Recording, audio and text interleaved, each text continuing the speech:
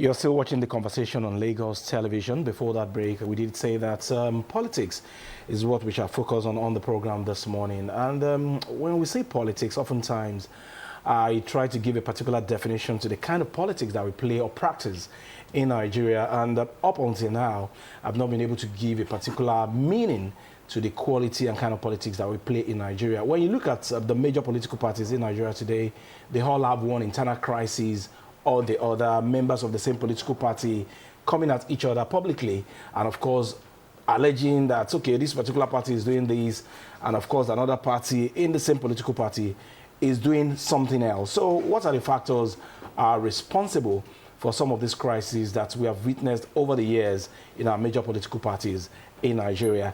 We have joining us to look at this, Oloyede is a lawyer and a political observer. It's a pleasure to have you. Thank you for having me this morning.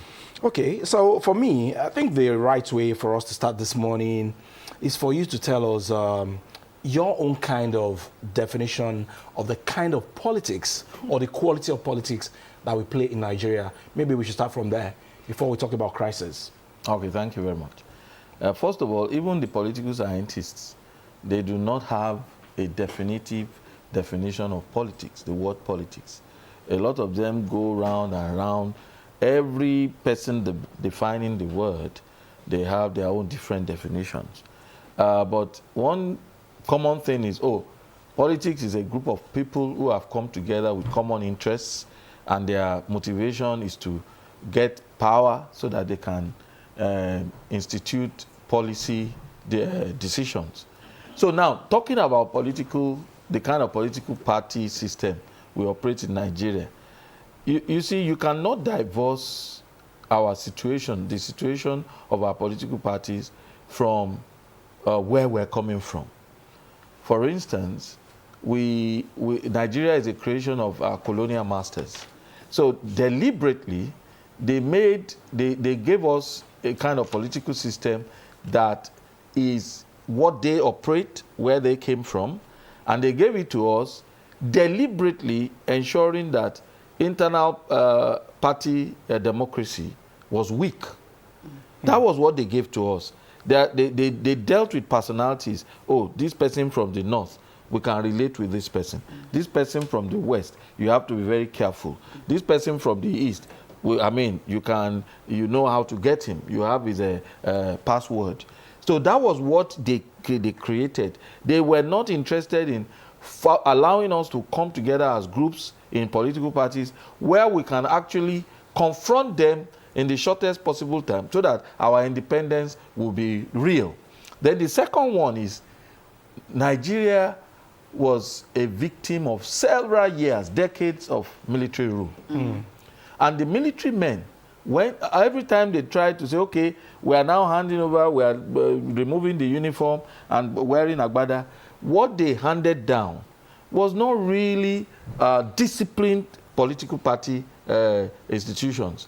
No, they gave us very weak political parties, and they planted their own people, the people that they could control. So that is the reason why, and that is the basis of what you are seeing now. The political parties that we've always had, they have not been political parties stricto sensu. They have been aggregated groupings of individuals who are very strong. Most political parties today in Nigeria, when you talk about them, you are talking about some certain personalities. If those personalities drop out of the political parties, that party is dead. So that's what we have as a problem. Okay, so now how has this persistent internal wranglings in these political parties, affected our democracy and, of course, governance? Well, it's seriously, it's been very, very adverse. The effect on the polity. You see, when political parties are not disciplined, when you don't have internal democracy, you cannot give what you don't have. How can a political party that does not practice democracy come and practice democracy with the Nigerian people? That's why you have incidents of rigging. The party primaries are usually in favor of the people who, the leadership. They plant the people they can control in positions, in elective positions, so that when they get into power, they can always regulate them. They can always do that. So what we have at the moment is not working well for the system. And, well, a lot of people may not agree with me, especially where they are at the dining table, where they are feeding fat. But the truth of the matter is, what we have is, I remember, I think, 6th February 2013, when APC, let me start with the PDP. Yes. Because the PDP was in power for so many, from 1999. So the PDP, look at what happened. They got power, and the first term of President Olusegun Obasanjo, a fight ensued between him and his vice president. The same PDP. Then the president spent years removing the Senate president, the speaker, who's forged papers. You know, I mean, these are issues that ordinarily, one, how come such people, you said somebody did not have certificates, and yet he got up to the point, this person never had any certificate, and he got up to the point where he became speaker of the Federal House. How did the political party, why was he able to say yes? I mean, beat the system. Then you have that one too, and a case of forgery, and the president was engaged in fighting all those. After that, he started with the vice president, and they engaged for years. I mean, there were allegations that eventually, for him to be able to contest the second term, he had to go and prostrate for his vice president. Please, let me. And this was a vice president who won governorship election, and then he was poached. He was not allowed to be sworn in. Come and become vice president because you were mentored by somebody I respect so much, Yaradua, who was then late. So the president felt he was owing the Yaradua family something, and he had to take somebody from that group to be vice president. And then if the PDP was a party with internal party democracy, we would not have started our political experiment or democratic experiment with fights and fights and fights. And that weakened the institutions. And we're still feeling it today. Yes. Now, the APC came on board. Of course, it was an aggregate of so many parties. ACN, ANPP, a faction of ABGA. They all came together to say we want to wrest power from PDP. And I think that was 6 February 2013. INEC recognized APC. By 2014, the fight started. The president today had issues with Tommy Kimi, who played a major role in setting up this party. And at the point, the Kimi was saying, oh, the president today, President Tinubu, brought in a strange leadership for the party. Oyegun was chairman. I mean, Ikimi had to resign. He left. Oyegun, who was the good books of it, then they started the primary elections for Ondo State, Kogi State, all these states. There were fights. Oyegun eventually fell out. He had to go. And there were a lot of people this party that has not even started, see, they are already fighting. They are going nowhere. Well, time has proved that those who postulated that APC would not go anywhere, they were wrong, I would say. But the point is, all these internal wranglings, all these fights, they always impact the general society. Because where governance should be taken seriously, and the people who are actually in power, they have to be looking back. They are running frontwards and looking backwards. They are bound to stumble. You can't be running frontwards and looking backwards. So who is there? Who is handling this position? Who is the councillor of so-so place? Who is the chairman of the party in so-so place? Who is the speaker of the State House of Assembly? Who is the, when you have to contend with that, you cannot concentrate on true leadership of the country. And that is how it has impacted us. We are not practicing true democracy because the parties don't practice internal democracy. Okay, if we are not practicing true democracy at the party level, then how do we develop as a country? Then any of these political parties that we have around, the major ones now, do they have any ideology?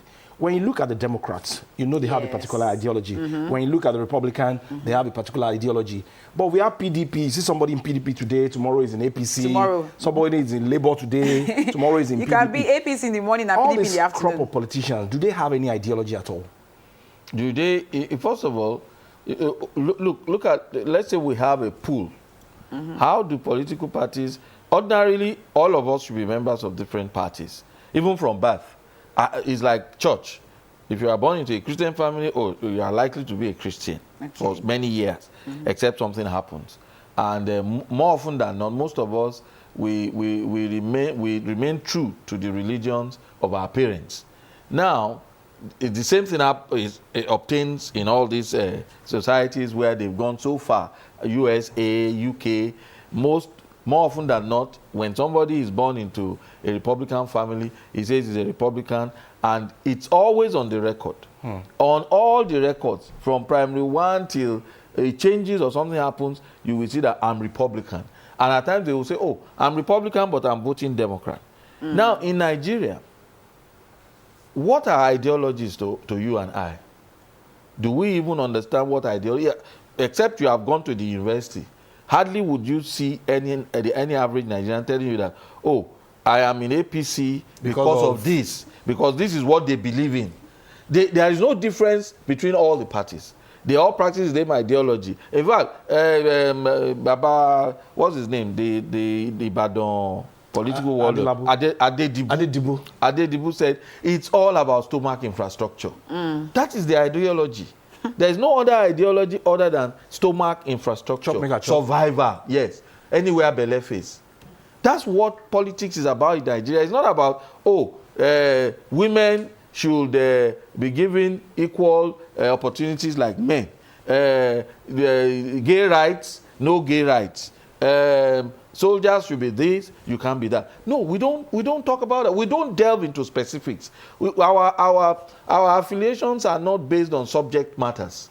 It is basically, look, where can I get better terms of engagement? Where will my crops be watered better? Where will my bread be buttered better? That is what ideology means in Nigeria. That's why you have PDP people, they suddenly say we are NPDP, new PDP. And then they worked against the interest of PDP until they put APC in power. Now you have a situation where the man, Wike, FCT minister. I mean, he says it openly that I campaigned for Tinubu. He is not hiding it. And the party can't even kick him out. You understand? And they say supposed to that. Why? I thought they would have thrown me out. They dare not. Because there are people in PDP who are still tied to the Wiki. I mean, imagine that. And they have party constitutions that stipulates that if you do this, this must happen.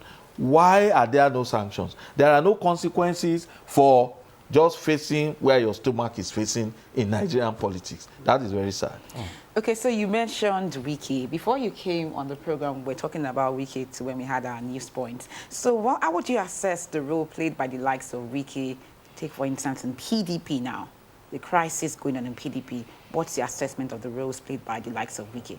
Well, Wiki has political ambition. He wouldn't have gotten where he is today if he was ambitionless. Some of us, probably the three of us here today, we probably don't have political ambition. That's why we are content with sitting down here to analyze these people. And we'll keep on analyzing them for years. You understand? We keep talking about them because they are topical. At times, we marvel at the brazenness that, how can somebody do this? You understand? How can you just walk away from your kith and kin? I mean, a lot of things happen. You hear of people being impeached, and the person is reeling that, how can this person turn against me because I'm not around for 2-3 days? You wonder. You understand?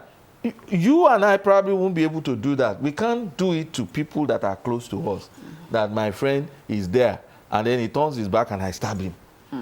So, people like Wike, in Nigerian political system, weakened political parties, those are the people who seize the reins of power because they are ready to do anything to get power. He's in power when his party is out of power. He's in power when his party is in power. He is never out of power. I mean, one of his political opponents said, I mean, no, is this young lawyer who said, look, I've never earned salary in my life. I've never worked for government. And ask Wiki, what other job has he done since he qualified? It was Dejade Yonju. Yes, Dejade Yonju. Since he joined politics, he has not done any other thing. And he's making waves. The other time I was watching a program and I thought it was a news item. I mean, I know how expensive it is to buy airtime. And the whole program was to respond to to what a former governor said about Wiki. And they bought airtime live. And I thought I thought it was news. 1 hour, 30 minutes, 2 hours. And they were coming on just to show that that former governor was just being stupid. And you see, to people like us who say, you probably won't understand the implications. But you see, those things go very far. He has to keep his people on their toes. He must remain relevant. He must never be out of power. So, yes, he's in PDP working for APC. APC does not mind. Recently, the master of them all, the president, had a meeting with Wike Fubara. Everybody came to Aso Rock. You see, in the scheme of things, there are masters and there are grandmasters in politics. So the grandmaster has invited them, and the meeting was about oil revenue. And you see, the message as politicians that they will get, which you and I will probably not understand, is, look, now we need to make money. Who is in control of this source of money? Behave. That is politics. It's about money. It's about revenue. It's about the next election. Already, provisions are being made for the coming elections, 2027. You and I, we don't even know who we are voting for. So it's not about the people. Which people? Okay. We also had a discussion before you came in. And I said it in my intro that hardly can you find any party in Nigeria today without one form of crisis. As we speak, whether we like it or not, there is some kind of crisis in APC. And we have tried to give different kind of interpretations, removal, impeachment, to the development that we had in the Lagos State House of Assembly. As someone who is a lawyer, you know the law, you know the Constitution. What exactly is the true picture of things? Was it done legally, or was it done otherwise? Well, the State House of Assembly. There are no two ways about it. That was done legally and properly. Okay. What they did was impeccable. I say this, I don't belong to any party. Okay. Well, I know who I voted for, but I didn't belong. But I will tell you this. They did that one, like Mr. President said, oh, that was a coup. You see? A political coup. A legal coup. You know? A coup that is recognized by the Nigerian Constitution. Do you understand? It has a legal basis. They are infallible. There's nothing you can do about it. You can get up to... I'm not talking about the politics that is against the character we're talking about. I'm talking about the law now. And I know enough of the law to know that they did that one perfectly well. Yes, we are lawyers. You will still get a lawyer or two who will tell him no. Because I was hearing, I can only be removed, not impeached. Yes. I wonder what that means. But, as a lawyer, with the little I know, and I'm saying this with all sense of responsibility, I re-emphasize that they did it well. I don't know him, I don't know those who did it. Morally, it may be wrong what some people did, his own friends did to him. But legally, it is correct. Well, isn't that politics? That is politics. Politics is about conflict. It is management of the conflict in the political parties that we're talking about. How do you manage it so that it doesn't impact society negatively? Because the mismanagement of the internal conflict in political parties in Nigeria is not doing good to the Nigerian society. We are suffering it. Insecurity, everything. When instead of these people to sit down and talk about security, they don't have time. It's all about going back home. The man in Abuja is still looking at what is happening in local politics. That's not politics. Look at the Democratic Party. Biden, they saw that he was failing. Age was telling on him. Imagine that kind of situation in a political party in Nigeria. Heads will roll. People will die. People will be shot so that somebody can get that spot. Because it was on a platter of gold for that lady. Kamala. She was not really in the reckoning, but everybody came behind him. Former presidents, senators, everybody. They said, well, she's our candidate. Okay. They have lost gracefully. They have gone back and they are going to re-strategize. They are coming back. It may be Kamala, it may not be Kamala. But in Nigeria, imagine that kind of a thing happening. In the first instance, the sitting president will not step aside. It's not possible. He will die there. Like we say, we die here. You understand? And that is party discipline. That is democracy. Everybody, no matter the shades of opinions you have, you support the person that is there. But here, it is not possible. They micromanage every office. Every office must be micromanaged. Right now, Trump has sacked some people, he's sacking some people. And they're saying, you don't have power to sack these people. And I can assure you, the court system will wade in and they will say the right thing. Forget about all these, the people in Supreme Court, they are Republican. I mean, black will be black, white will be white. There are certain maneuvers they can make, but there are some. Nobody can change the law there. So here we don't even have certainty. Today they will say if you cross carpet to a political party, you are gone. Then your seat becomes vacant. Then another court will say no, it's not. Look at what is happening in Rivers. Then the appeal court will say its own. Then the Supreme Court will say its own. When there has been a pronouncement, bam, and they then said, a court then said, well, I cannot declare their seats vacant because the evidence of what they said is not before me. Is the court machine? Okay, so you talked about losing gracefully. Yeah. I want us to take a look at the press conference that the former speaker had. What's your take on that? Should he have done that? That is part of the indiscipline in the party. You know, the powers, the elders in the party, I don't agree with Baba Sokwe kind of politics, but that's what we have now is Baba Sokwe. There are strong individuals in parties and very weak parties. So now, we also had that he tried to see the head of the party, the president, and he could not have access or whatever. And I know he ought to know better. We are not even members of, but he ought to know that if for that to have happened in Lagos State, it's a case of my stepmom. Somebody that is afflicting, yes, it's serious Yoruba. Somebody that is, let me break it down in the Yoruba English. Okay. You see, Akonji is doing you. Okay. You say he's helping you.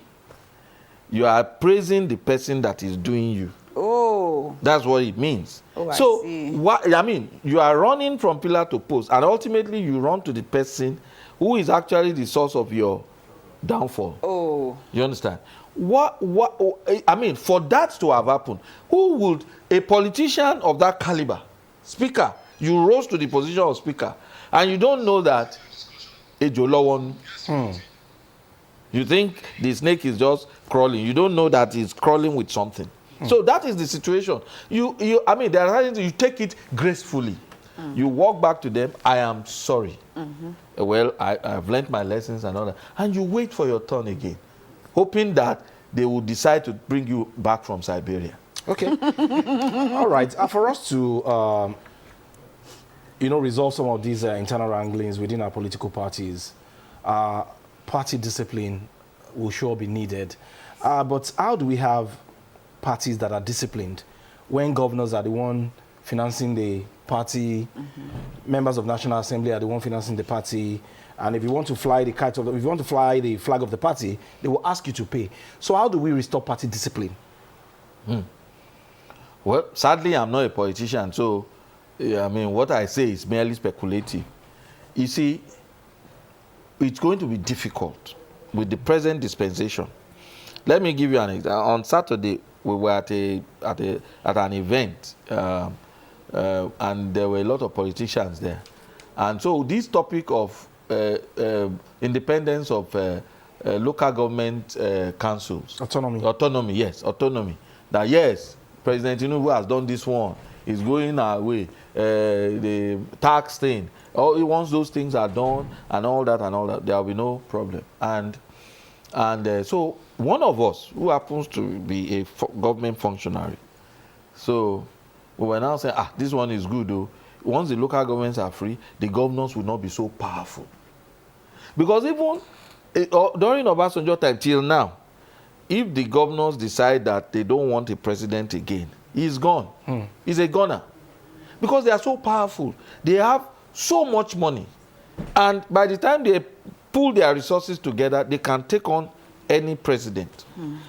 They can determine who comes to the Federal House of Assembly, who comes to Senate. They can determine who sits in their own. Now, constitutional amendments cannot be done without the concurrence of state houses of assembly. So this guy was talking about local government autonomy. And he says, be deceiving yourselves. That the governors will always find a way to control the local government. That they will always find a way. That as we speak, I mean, this is what he said. He said as we speak, most of the governors, all the monies that will be coming to the local government, they've already issued, there are contracts already out. The contracts have been awarded to dissipate those funds. So that even when the money is come, of course, either they are paid into the local government account or local government account, there's a contract that the chairman has signed and everything. And so he has to pay. Now, so the money will still not sit in the local government. This guy was saying it, and I said, that's ingenious. He said, so let's give it 6 months, 1 year, because before 1 or 2 chairmen, they will start saying, no, we shall not agree, we shall not agree. And God help those chairmen. They will still be removed.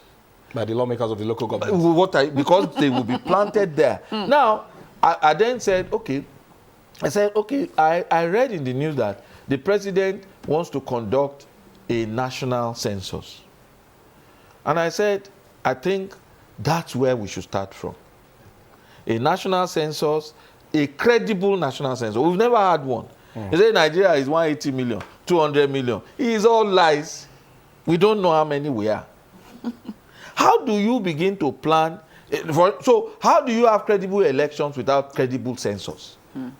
They will tell you that the people in Oyo State, they are more than people in Lagos State. Oyo may be vast in terms of land or whatever. Or the people in Kano, they are more than the people in Lagos. You know, they may have vast land and all that, but we know who we are. So it is when, I said it to the people seated that, this is the only thing President Tinubu would do for us, a credible national census. Let us know how many we are, how many people are in Enugu, how many people are in Aba, how many are in Lagos. Now, when we have that, then you can begin to talk of tax. We can begin to know how much tax comes in and how it will be shared. We can begin to have credible elections, because you won't then come and tell me that, because you will know the age, part of the census will reflect the age of people. So you can't tell me now that suddenly Kano electorate is 12 million, Lagos electorate is 8 million. We will know how come, look at the census, it says these are children. How come these people can vote? No, it's not possible. Then we can know who is rigging and where they are rigging. Okay. Do you understand? I just hope, if people who have access to Mr. President, let him conduct a credible census. He's not going to lose anything by doing that. And then all of us will verify it. They will use area, satellite, whatever. Let's confirm how many we are. Then we can, when we have facts and figures, details, we can begin to plan economic plans. We can say, okay, they need this thing more here. This is the business that will thrive here, and all that. But without that, we are just lying to ourselves. In other words, data is very, data is the most important. We don't have data. We don't have data. They say we are the biggest political party in Africa. We are always the biggest in everything. Who knows? Maybe we are not even up to Congo. Yeah, you keep deceiving ourselves. Okay, so you said earlier that politicians are already preparing for the 2027 elections. In earnest. Even if we don't know who to vote for or who we are going to vote for. We don't even know why we should vote. Okay, so let's talk about these consistent internal wranglings in these political parties. How will it affect the 2027 general elections? Well, it's already affecting, I mean, the wranglings. The PDP does not even know his name again. The members don't even know who is chairman, who is secretary. You understand? The distraction is so much. The implication is this. It is most likely that the party in power will remain in power. That's how it's going to affect us. Because there is no opposition at the moment. The most viable, and viable now is not positive. The most viable political party at the moment is the party in power, APC. I am not saying that to show that I support them or I agree with them, but they are the most viable because they are in power. As soon as PDP left power, everything scattered. So the effect of these internal wranglings is that, like PDP now, I mean, all the politicians will still appropriate money. All the appropriation you are looking at, can they come billion for that? Can they come for that? Is election money. And when the election comes, why do you need so much money? It's probably to rig. So when parties are not organized, when the wrong persons are thrown up by political parties for elective offices, you cannot have governance. I'm not even putting good governance at all. You can't have it. Because we are still suffering from a lot of things that these are teething problems that, I mean, we've been here for my mathematics is not good, for 26 years now. We've been practicing democracy undisturbed. And for 26 years, till today, we're talking about, what's it called now? National grid. National grid keeps failing. I mean, for 26 years, we could understand, oh, the military men were there. They could not do it. Some 3-4 years ago, they said Siemens will do some magic. The magic has not come. All we are here, they are now fighting over Mambila power project somewhere because the politicians are totally distracted. They will say, oh, we are catching that man, the terrorist that is terrorizing them. Oh, the Nigerian military, they have caught. Yesterday, they went to attack military barracks. It is because they are distracted. They are fighting to retain control of the political party and not retain control of the country. And that's the problem. Okay, so sorry, Jibola, we've talked about the APC and the PDP. Let's talk about the Labour Party. Labour? Yes. Oh, you want me to talk about Labour? Yes, Labour Party. Well, may we not Labour in Amen. They also have their issues. Yes. Let's talk about the Labour Party. Well, it's not that Labour has its issues. It's that Labour is virtually non-existent as of today. I say this because now, what are they visible for right now? The only person visible in Labour who may even be on his way out is Mr. Peter Obi. What do you mean by be on his way out? What do you mean by that? We are hearing that, oh, he wants to leave the party to join another party to realize his ambition. And as of in the last 3 days, we say, I'm not even desperate to be president. Who knows? Maybe he's been coward. He's tired of fighting alone.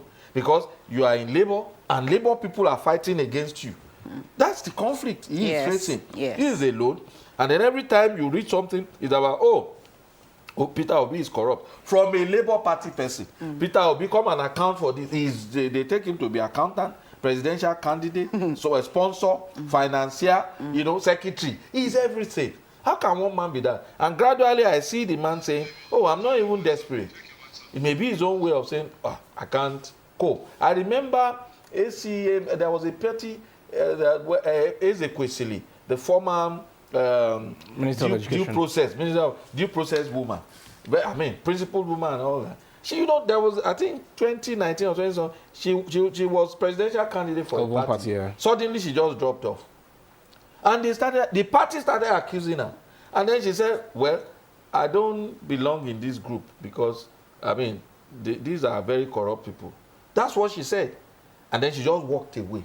Maybe because she was overwhelmed. She just got tired and said, and that is the point. We are gradually moving towards a one-party state. Because once parties who are not in power, I remember that when Ezekwesili moved out, then that party then said, oh, all our members should vote for APC.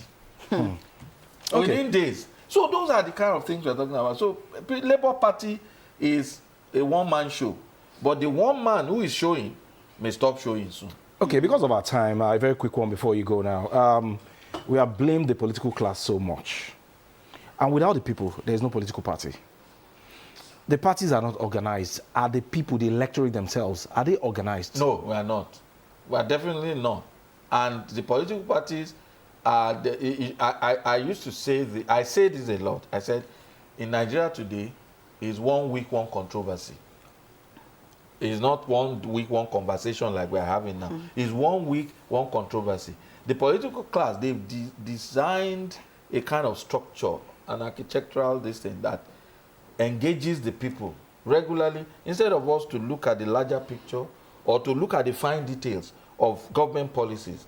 They just throw something at us every week. Every week there's something very controversial to argue over that divides us. We start talking about, it may be religion, it may be somebody who killed somebody, somebody snatched somebody's wife. So we are not even focusing on the main goal. We can't focus on the I mean, we don't have light, but we don't talk about light. I mean, not having light is a way of life now. Even when we have light, it's, I mean, what's happening?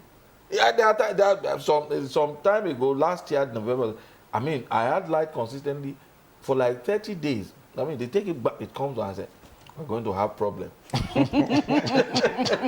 There's problem coming. And indeed, the problem came. So that's, they've reduced us to I mean, squeamers. We are not looking at the nitty-gritty.